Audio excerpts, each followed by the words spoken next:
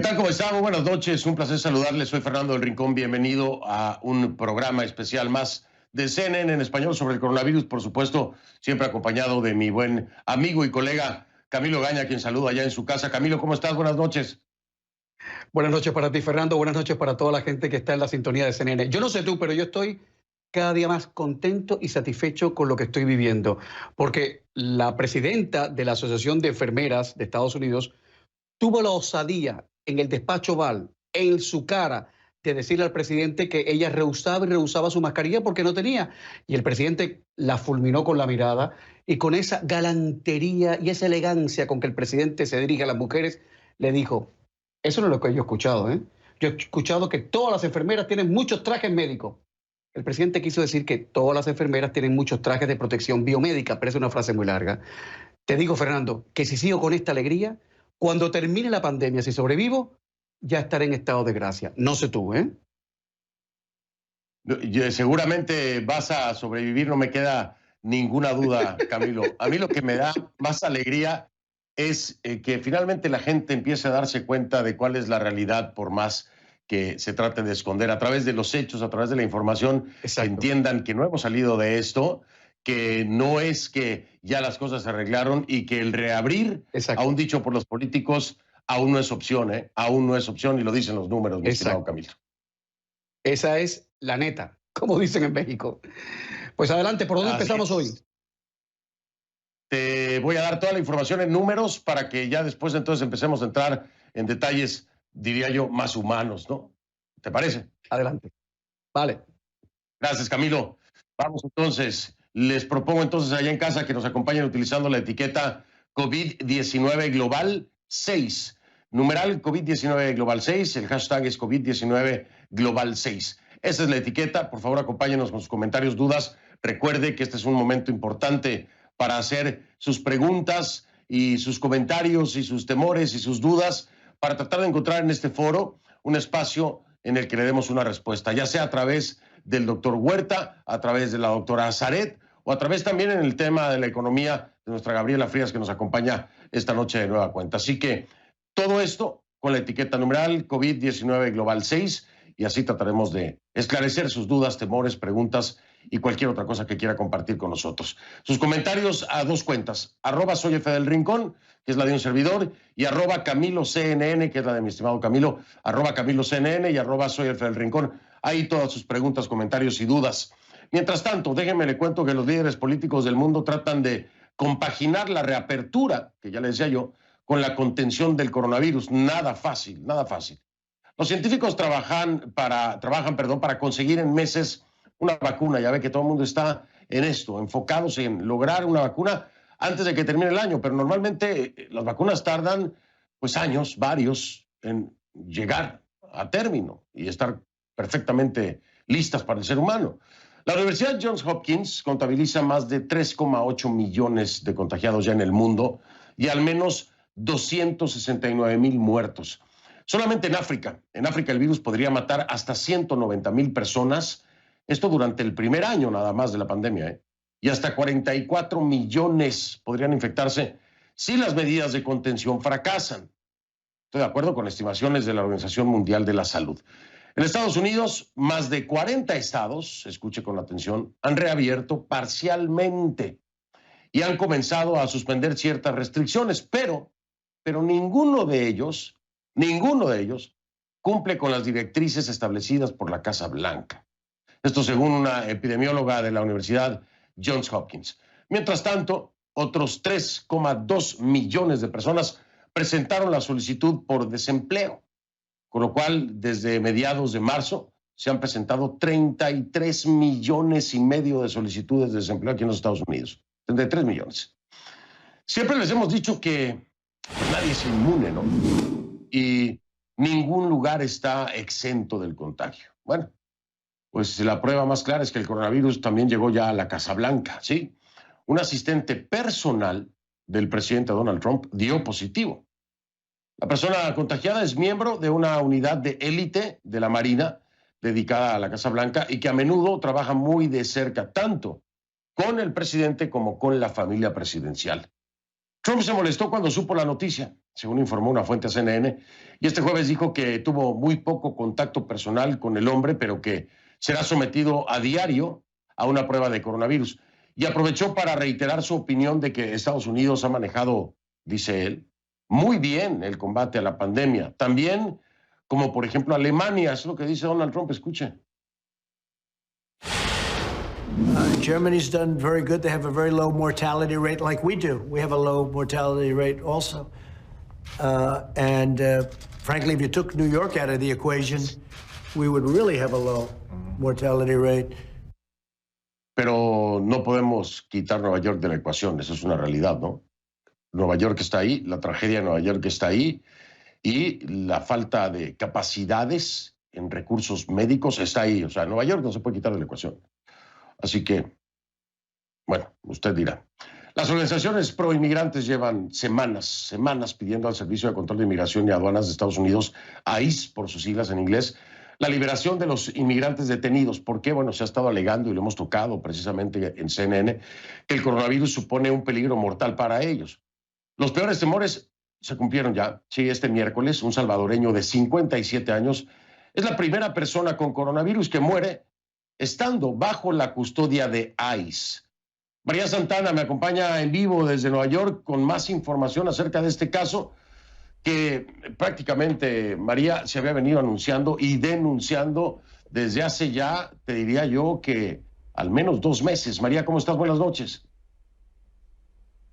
Hola, ¿cómo estás, Fernando? Y así es, los casos de coronavirus en los centros de detención de ICE siguen aumentando y han aumentado en estas semanas, estos 2 meses, pero ICE no ha trasladado a los detenidos a otras, no lo han liberado, no lo han enviado de regreso a sus países de origen, y es algo que estas organizaciones han denunciado. Y ahora pasa esta tragedia, Fernando. Carlos Escobar Mejía, un salvadoreño de 57 años, es la primera persona en morir de COVID-19 mientras estaba bajo la custodia de inmigración y control de aduanas, o ICE por sus siglas en inglés. Y según un comunicado de ICE, Escobar Mejía estaba detenido en el centro de Otay en San Diego. Estuvo ahí desde enero 10, cuando fue arrestado por agentes de la patrulla fronteriza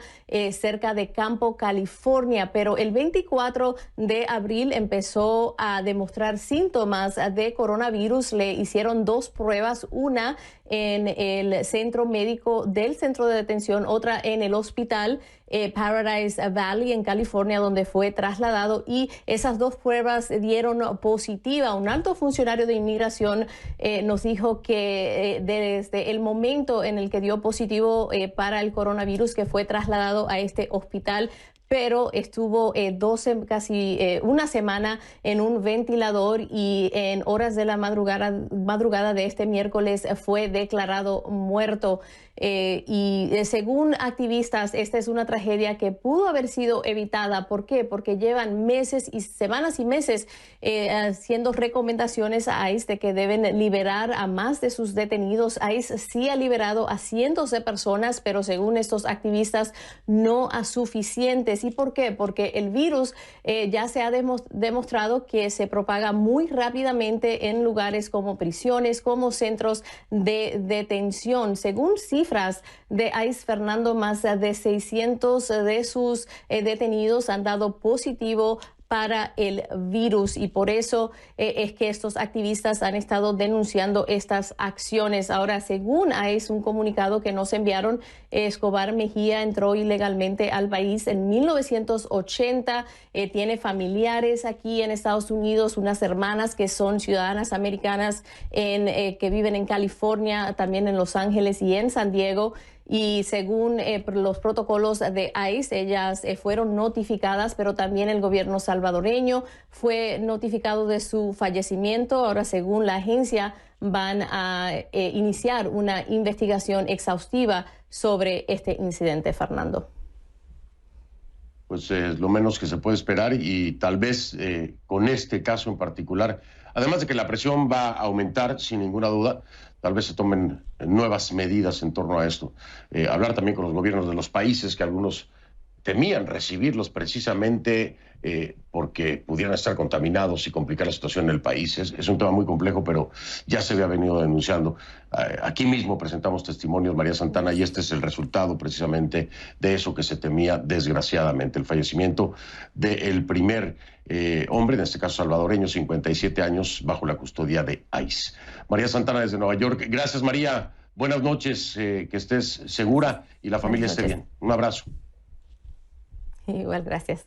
Gracias. Bueno, mientras tanto, en Brasil, le cuento que el país con más casos en América Latina, como usted sabe, el gobierno parece empeñado en priorizar la economía. Solo un día después de que se reportara un aumento récord en el número de casos, tanto el presidente Jair Bolsonaro como el ministro de Economía, Paulo Guedes, dijeron que la cuarentena debe relajarse porque la economía del país podría colapsar. Y los seres humanos también pueden colapsar por el coronavirus. En fin, dicen, tenemos que salvar la economía porque la economía es vida. Esa fue la frase literal de Bolsonaro. ¿Usted qué cree? ¿Es la economía o son las vidas? Al parecer no pueden ser las dos cosas en este momento, le digo. Bueno, vamos ahora, si le parece, a repasar las cifras de la pandemia en América y el Caribe. Por supuesto, iniciamos como siempre en orden alfabético con Argentina. Argentina reporta 5.371 casos confirmados y 282 muertos. Bahamas, 92 contagios y 11 fallecidos. Belice, 18 casos y 2 muertos. Bolivia, 2.081 casos y 102 decesos. En Brasil se registran más de 135.600 contagios y 9.188 fallecidos. En Chile se contabilizan más de 24.500 contagios y 285 fallecidos. En Colombia, 9.456 contagios y 407 víctimas mortales. En Costa Rica, 765 casos y 6 defunciones. En Cuba, el Ministerio de Salud reconoce más de 1.700 casos y 73 muertes, es lo que reconocen allá en Cuba. En Ecuador, la cifra oficial ahora es de más de 30.200 casos y 1.654 fallecidos. Vamos con El Salvador, 695 casos y 15 fallecidos. Guatemala, más de 790 positivos y al menos 21 muertes. En Haití 108 casos y 12 defunciones. En Honduras hay 1.685 casos en la última actualización y 105 muertos, 1.685 casos, 105 muertos en Honduras en la última actualización. En Jamaica, 478 casos y 9 fallecimientos. México confirma 29.616 casos y 2.961 defunciones. Nicaragua, 16 casos y 5 muertos. Panamá, 7.868 contagios y 225 muertes. Paraguay confirma 462 casos y 10 fallecidos. Y en Perú reportan más de 58.500 contagios y 1.627 muertes. En la Isla del Encanto, Puerto Rico, más de 2.000 contagios y 102 fallecidos. República Dominicana superó los 9.000 casos confirmados y acumula 373 muertes. En Uruguay, 684 contagios y 17 defunciones. Y en Venezuela el régimen reconoce 381 casos y 10 muertos. Directo a la ciencia, Regeneron, y otras compañías están trabajando, le decía yo, para desarrollar formas de inyectar anticuerpos de pacientes recuperados de COVID-19 en pacientes actualmente infectados. Parte de la investigación implica la clonación de anticuerpos de pacientes recuperados en laboratorios y el uso de esos clones como tratamiento. Elizabeth Cohen nos informa. La clave para desarrollar un nuevo medicamento para COVID-19 podría estar en este tubo de sangre. Proviene de este hombre, Eli Epstein, que se recuperó de coronavirus. Ahora los médicos en la Universidad Rockefeller, en la ciudad de Nueva York, están examinando su sangre en busca de los anticuerpos adecuados. Realmente se busca algo muy potente. Potente que quiere decir que puede neutralizar, matar al virus. Es una versión diferente del uso de plasma convaleciente, en donde alguien que se recuperó de COVID dona su sangre directamente a alguien que está enfermo. Podría funcionar, pero es una tecnología anticuada. El doctor Emil von Behring recibió el premio Nobel por su trabajo con el plasma convaleciente en 1901. Este nuevo enfoque usa anticuerpos monoclonales y es de vanguardia. Así es como funciona. Cuando alguien está enfermo con COVID, anticuerpos en su sangre combaten el virus. Al curarse, esa persona dona sangre. Los científicos seleccionan los anticuerpos más potentes y los clonan y convierten en un medicamento. Es una de las áreas más candentes en la investigación de COVID. Empresas en Nueva York y San Francisco, la Universidad Vanderbilt en Nashville, Tennessee, hasta el Departamento de Defensa y muchos más están haciendo investigación sobre anticuerpos monoclonales. Conversamos con el equipo de Vanderbilt mientras seleccionaban sus anticuerpos favoritos. El tratamiento quizás pueda evitar una infección o tratar a los que ya están enfermos. El director de investigación de Vanderbilt en el proyecto, el doctor James Crow, se especializa en vacunas, pero dice que la investigación de anticuerpos monoclonales será más rápida. Creo que los anticuerpos serán los primeros en completarse y serán un puente hacia una inmunidad más duradera que será dada con vacunas. Tan rápidamente que la empresa farmacéutica Regeneron dice que podría tener su medicamento de anticuerpos monoclonales en el mercado para fines del verano. Su tecnología ya está siendo usada para tratar el cáncer, artritis y el asma. Podemos clonar los mejores anticuerpos de seres humanos recuperados. Seleccionamos los mejores para crear un cóctel de anticuerpos, como lo llamamos. Con tanta gente trabajando en esto, creo que cuanto más grupos estén trabajando en esto, mejor, y más posibilidades tendremos para encontrar un tratamiento o prevención efectivo. Hay mucha esperanza puesta para esta terapia anticuada renovada. Elizabeth Cohen, CNN. Gracias a Elizabeth Cohen. Antes de pasar rápido con Camilo, quiero dar la información que se genera en este momento desde El Salvador. El gobierno ya anunció que su consulado ubicado en Los Ángeles envió una nota formal al Servicio de Inmigración y Control de Aduanas de Estados Unidos, ICE, solicitando evidencias relacionadas a la muerte del ciudadano salvadoreño del que le hablábamos, María Santana, y un servidor, que falleció el pasado miércoles en el centro de detención Otay Mesa en San Diego, California. Así que ya hay una solicitud formal de evidencias relacionadas por parte del gobierno salvadoreño a ICE. Camilo, para saber cómo es que se dieron las cosas. Lo esperábamos por parte del gobierno de El Salvador pedir una explicación. Y el gobierno de Estados Unidos debe darle, seguramente la va a dar. A la vuelta de publicidad, Fernando y amigos televidentes, el doctor Huerta va a explicar si lo que ha pronosticado una experta para Estados Unidos, que es un panorama aterrador, si ese panorama se va a replicar o no en América Latina. Ojalá que no. Ojalá que no. Ya volvemos.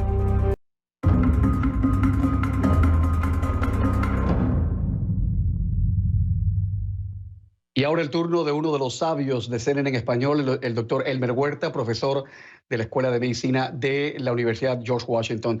Doctor Huerta, buenas noches. Buenas noches, Camilo. Muy buenas noches a todos. Gusto saludarte. Doctor, Lori Garrett, que es una periodista científica importantísima en los Estados Unidos, experta en pandemias, ha dicho en las últimas horas en CNN, en al menos 2 ocasiones la he escuchado decir, que el virus va a venir, a volver, a irse y a volver, y que durante los próximos 3 años estaría atacando a Estados Unidos. Mi pregunta es, ¿un panorama tan aterrador es el que espera también a América Latina? Y el mundo entero, agregaría yo, Camilo. Este virus es un virus completamente diferente a cualquier otro virus que hemos tenido antes. Fíjate este detalle, lo dijo Lori también. Si hablamos del HIV, estamos hablando de transfusiones de sangre, relaciones sexuales. Si hablamos del virus de la hepatitis o del norovirus, estamos hablando de comida contaminada. Si estamos hablando de hepatitis B o C, estamos hablando de relaciones sexuales y también de sangre como el HIV. Si hablamos de la gripe o del resfrío, puramente respiratorio. Este virus, mira, se contagia de persona a persona, pero ya no es como solamente la gripe con el estornudo y la tos, sino con la respiración, número 1. Número 2, algo que casi ningún virus tiene, Camilo, es que 50% de la gente puede ser asintomática, no tiene síntomas, pero lo está llevando a donde va. Número 1. Número 2, no sabemos si como los otros coronavirus, Camilo, cuando te da la enfermedad ya no te va a volver a dar nunca.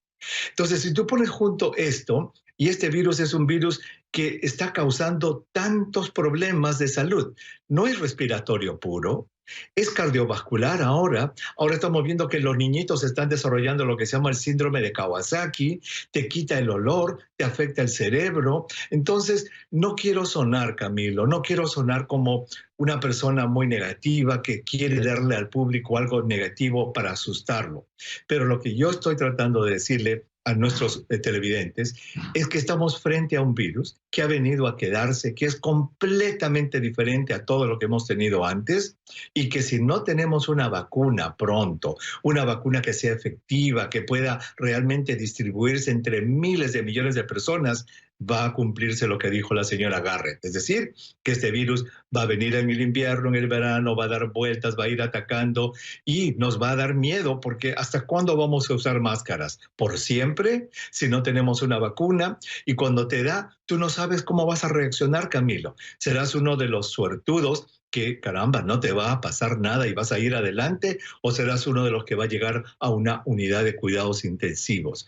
Entonces, ese es el panorama.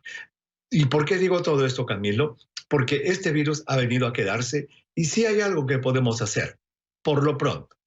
¿Cuánto tiempo? De repente 12 meses, 18, 24 o 36. La máscara constante va a tener que ser parte de nuestro atuendo. El distanciamiento social tiene que ser la norma social de ahora en adelante, y las aglomeraciones de gente tenemos que evitarla de todas maneras. La higiene personal, la higiene de tus manos, la higiene de tus centros de trabajo. Se va a necesitar muchísima inversión de los gobiernos para limpiar las ciudades, para tener todo limpio en los centros de trabajo, Camilo, porque este virus realmente es un virus completamente diferente a todo lo que hemos visto antes. O sea, que la gente sepa que ni siquiera lo peor ha pasado, lo peor está por llegar. Esa imagen que están dando los políticos, algunos políticos, de que, bueno, vamos a ir reabriendo, que vamos resolviendo sobre la marcha, es totalmente irresponsable. Estamos en un problema muy serio, doctor, muy serio. Estamos en un problema muy serio y recién estamos empezando. Camilo, hoy día es el día, creo, 127 de esta pandemia. 127. Recién estamos empezando. ¿Cómo estaremos en agosto? ¿Cómo estaremos en diciembre? No lo sabemos. Recuerda lo que ha dicho el Centro de Política de Enfermedades Infecciosas de la Universidad de Minnesota la semana pasada en un reporte. 3 cosas tienen que ocurrir para salir de este problema. Y pasemos lista cuán lejos estamos de estas 3 cosas. 1, un medicamento súper efectivo. No hay. Una vacuna súper efectiva disponible inmediatamente para todo el planeta. Lejos. Y tercero, que el 60 a 70% de la gente, Camilo, se contagie en el mundo para que el virus no tenga dónde saltar. En este momento se calcula que solo el 1% de la gente está infectada. Entonces, si no hay ninguna de estas 3 cosas para que este problema se acabe, lo que nos queda es aprender a convivir con este virus, que la economía del mundo se adecue a esto y que nosotros como seres humanos sepamos de que estamos a merced de un virus que ha venido a quedarse, y que ese ego enorme que teníamos los seres humanos de que éramos los reyes de este planeta y que podíamos hacer lo que querramos, deshacer glaciares, poner dinamita en la tierra para el fracking, sacar petróleo, que este era nuestro mundo. Camilo, somos una especie animal más y tenemos que ser humildes para aceptar de que la vida de ahora para adelante va a ser completamente diferente. Lo ideal, doctor Huerta, es que nuestros televidentes lo entienden, lo hacen suyo, pero lo ideal es que los que cortan el bacalao, los políticos, lo entiendan de una vez y por todas.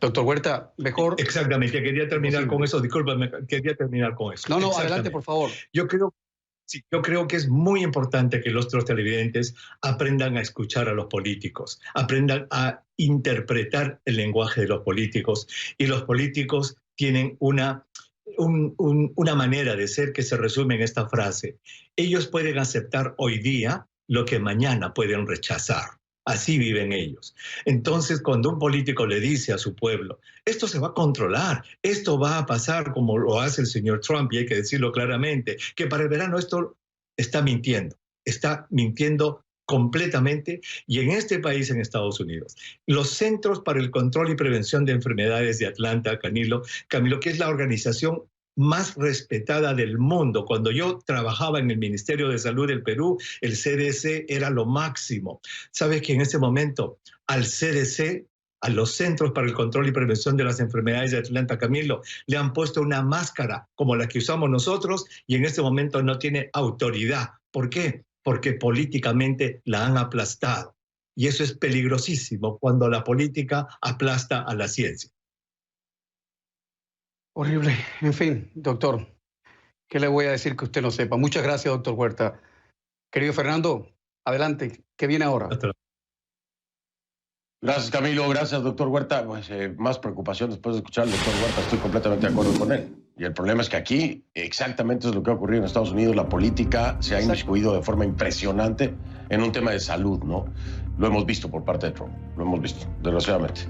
Oye, Camilo, los números, desempleo, las cosas no pintan nada bien. Vamos a hablar de eso al regresar de la pausa. Ya venimos entonces. Vale. La economía ha sufrido un devastador efecto por la pandemia. Sin embargo, hay empresas cuyas ganancias se han incrementado y en algunos casos de manera, podemos decir, explosiva. La industria de los videojuegos, por ejemplo, ya sean de guerra o de tiernos animalitos, han visto cómo aumentan sus ingresos. Para las compañías que manufacturan productos de limpieza como Clorox y desinfectantes, la demanda y las ventas han tenido picos inusitados. Pelotón, que fabrica equipos de entrenamiento casero, aumentó sus ingresos 66% en el último trimestre. Plataformas de comunicación como Slack y Zoom se han beneficiado. Las acciones de esta última, por cierto, de Zoom, subieron 120% este año.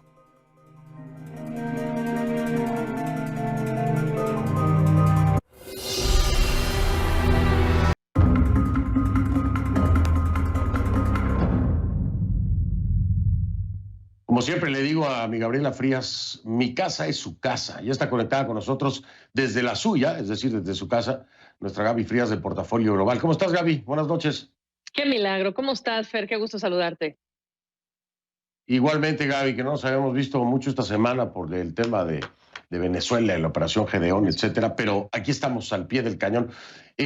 Mañana van a dar las nuevas cifras de desempleo aquí en los Estados Unidos, pero ya hay indicativos o indicadores de que no van a ser muy alentadoras, mi estimada Gaby. Los números parece que siguen creciendo y son comparables prácticamente con la Gran Depresión, ¿no? La cosa está muy fea en ese sentido. Muy fea. De hecho, mañana sería el día que oficialmente nos estamos acercando a hablar ya más frecuentemente de ese parámetro, el de la Gran Depresión, el de los años 30, porque de lo que se está hablando mañana es del informe de empleos del Departamento del Trabajo, la fotografía correspondiente al mes de abril. Veníamos de 3,5% de desempleo de los mínimos, luego entramos a marzo y subimos a 4,4%, y ahora vamos a irnos hasta el 16% de desempleo. Imagínate ese brutal salto. Si tuvieras una gráfica, pues es un despegue brutal. Reiterar siempre que esto es porque nos metieron a la casa, eso no le quita dramatismo al tema, pero no se había visto ese nivel tan alto desde incluso fines ya en la parte última de esa gran depresión y antes de la Segunda Guerra Mundial, o sea que empezamos a romper esos otros parámetros. De confirmarse esa tasa, Fer, bueno, pues también estaremos hablando de que se perdieron todos los empleos de la última década. Esta semana salieron 3 datos. ADP, es la empresa de manejo de nóminas, habló de más de 20 millones de trabajos que quedaron destruidos en el sector privado. Esa es una. El día jueves, hoy, como todas las semanas, hablamos de otros 3 millones de solicitudes iniciales de pago del subsidio por desempleo. Hay un dato mucho más amplio que abarca las solicitudes continuas. Y cuando hablamos de esas solicitudes, Fernando, las iniciales no indican que te están pagando, solo indican que hay más personas pidiendo por primera vez. Pero esa carreta de continuidad del empleo que está asegurado, en América Latina no se puede hablar de un seguro por desempleo. México, por ejemplo, pues ya estás hablando de 22 millones. ¿Qué esperamos mañana, Fer? Bueno, hay que acordarnos qué pasó en abril. Ya nos habían dado este cheque famoso del IRS de $1,200. Después salió el Congreso y aprobó este paquete a las empresas de te presto, te doy dinero, pero no despidas. Y pues están todos estos subsidios por desempleo. Lo que esperamos es que se refleje un poco justamente, y lo hizo hoy el dato de este jueves, que algunos empleadores dejaron de despedir, ¿eh? Y eso implicaría que por eso vemos esa tendencia a la baja en el número de solicitudes. Pero la tasa de desempleo de mañana, Fer, será un escándalo. Y yo te cuento más, si me permite ser un poquito más técnica, la medición del desempleo se da primero con la típica tasa que no incluye muchas cosas, porque esa tasa que reportamos siempre refleja la cantidad de gente que busca trabajo. Pero hay una medición más amplia y esa otra medición implica a gente que le recortaron las horas o que le recortaron, digamos que la paga, gente que está marginalmente atada al mercado laboral o incluso en este lockdown, en estas restricciones, Fernando, va a haber muchos papás y mamás que no pueden regresar al trabajo literalmente porque no tienen con quién dejar a los hijos. Esa tasa más amplia, esa se llama U6. Esa sí esperamos que llegue casi al 25%, Fernando. Pues tú lo has venido pronosticando desde hace mucho tiempo ya, lo habíamos hablado muchas veces tú y yo. Ahí están los resultados de lo que es la otra pandemia y a ver si mañana podemos desarrollar un poquito más en el programa otros indicadores que llaman la atención, por ejemplo, Nasdaq, ¿no? Wall Street recupera terreno, Nasdaq también recupera la pérdida que había tenido y dices, ¿cómo con estos números está recuperando Wall Street y Nasdaq, por ejemplo, el indicador también está recuperando hasta un 0.1%? Entender cómo es que se pueden dar esas dinámicas en el medio de cifras tan aterradoras como estas del desempleo. Mañana lo platicamos, si te parece, porque suena muy interesante y a la vez para algunos, los que no nos dedicamos a esto de la economía, es difícil a veces entenderlo, ¿no, mi Gaby? Con mucho gusto lo hago, claro que sí. Mañana nada más te doy un prólogo. Main Street, Wall Street. Main Street, Wall Street. Interesante. Me quedaré pensando toda la noche en eso. Te mando un fuerte abrazo ahí en casa. Descansa y te veo mañana. Se me dejaste loco. Un abrazo. Main Street, Wall Street. Aquí lo tengo. Gracias, mi Gaby. Te veo mañana. Era nuestra Gabriela Frías de Portafolio Global, conectada desde su casa ahí en Atlanta, Georgia. Bueno, Camilo, pues vamos a continuar, ¿te parece? Y sálvese quien pueda. ¿En qué consiste eso del falso? Por ese Main Street voy a salir corriendo yo con sálvese quien pueda. ¿Hasta qué punto es cierto que durante una crisis como esta perdura, predomina, prepondera el sálvese quien pueda? La doctora Marisa Saré lo va a responder.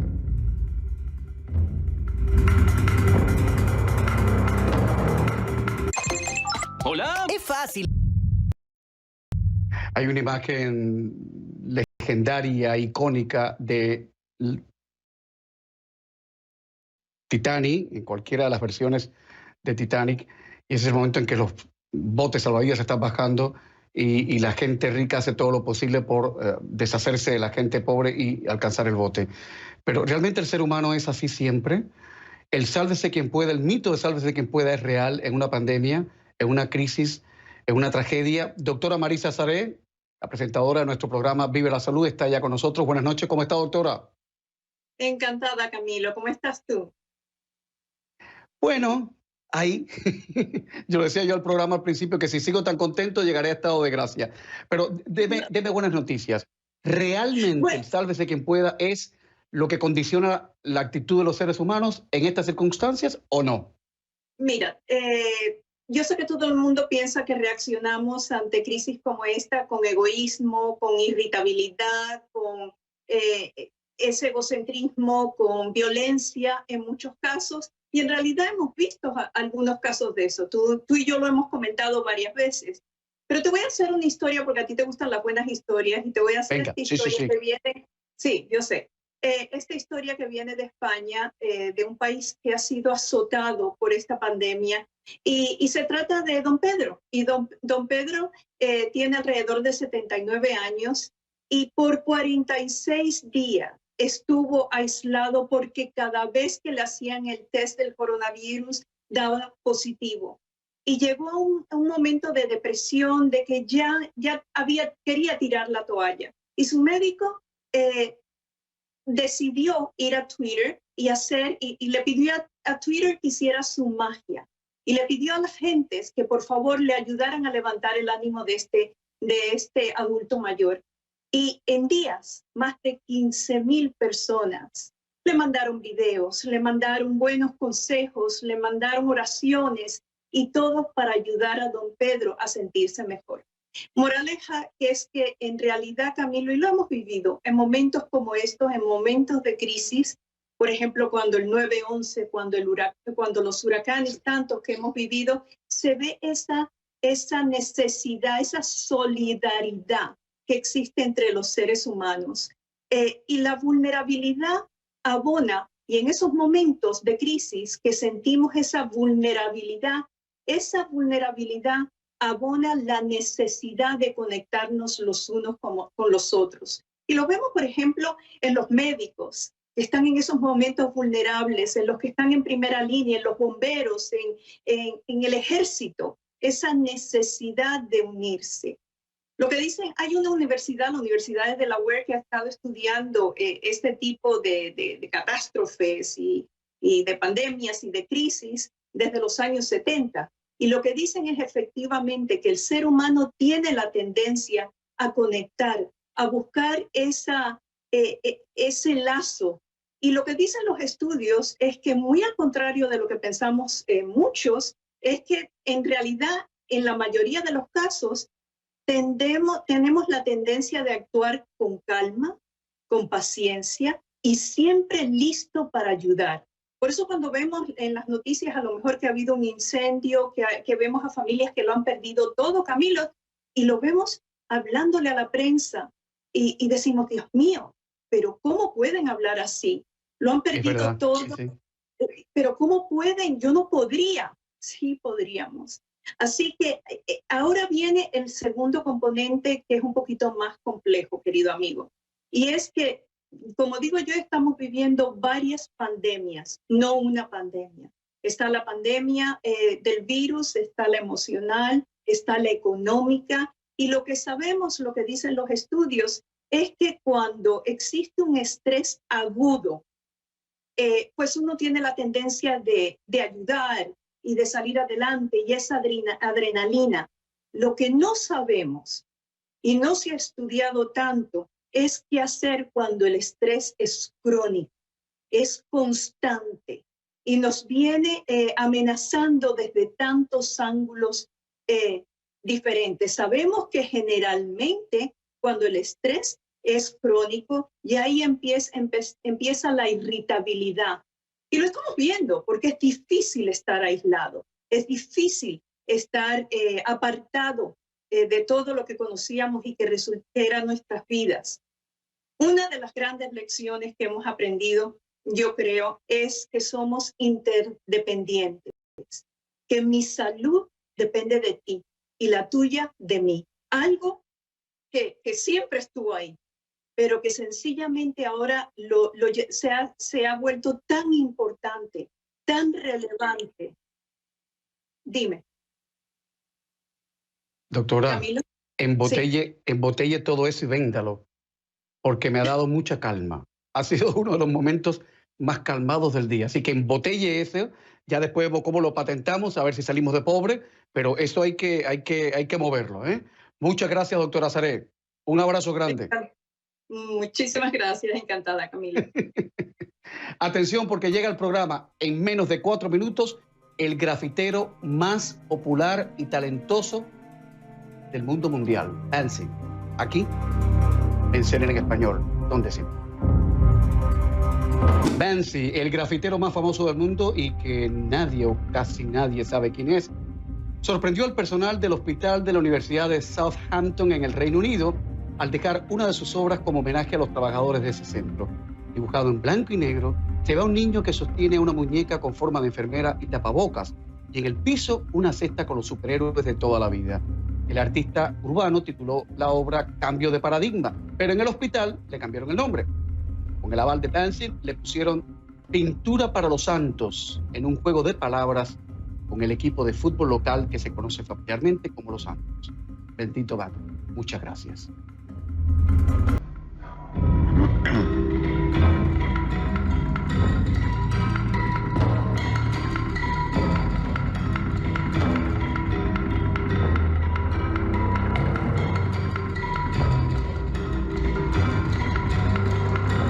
Algo que podemos hacer todos es mirar lo que hay allá afuera en la noche. Hay una luna llena espectacular. Ojalá sea un presagio de algo bueno por venir, Fernando. Yo no sé a ti, pero a mí el programa de hoy se me ha ido volando, ¿eh? Ha ido, pero así. Sí, siempre se me pasa muy rápido. Ayer la luna también era una luna bellísima. Hoy está como que un color más rojizo. Pero hoy, antes de despedirme, yo quería decirte, Camilo, extraño, es un pensamiento que me vino ahora mismo, pero extraño mucho tú abriendo la puerta de mi oficina antes de tu programa, intempestivamente, haciéndome brincar de la silla para decirme, ¡Fernandito! Espero que ese tiempo vuelva pronto, mi estimado amigo. Pero no digas lo que yo te digo después del Fernandito, por favor. No. Por eso lo dejé hasta ahí. Fernandito. Yo extraño mucho el ambiente de la oficina, lo extraño mucho. Sí. Extraño a los técnicos, extraño a Davidcito, a Lucho, a Blanquita, extraño a todos. Y yo creo que vamos a regresar, de alguna manera vamos a regresar, porque nadie se va del todo, ¿no? Fernando, un abrazo grande. Bueno, igual te abrazo, Camilo, gracias. Nos estamos viendo pronto. Cuídense mucho todos. Cuídense mucho.